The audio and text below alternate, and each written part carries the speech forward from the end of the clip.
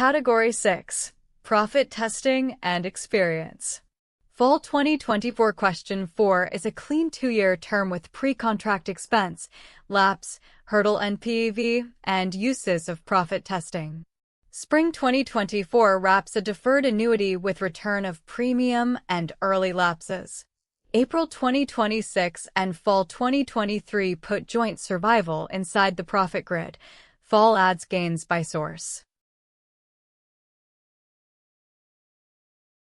Differences. Single life term versus an annuity or joint probability layer. A cash flow vector to NPV or IRR versus gains by source that isolate interest, mortality, and expense. And introducing non-zero reserves midterm to fix negative cash flows, a commentary pattern seen in April 2026. Attack checklist.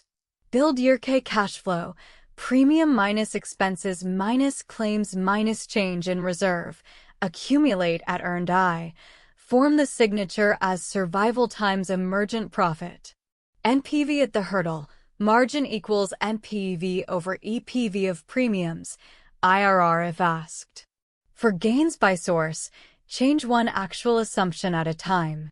If midterm profit is negative, consider non-zero reserves and recompute.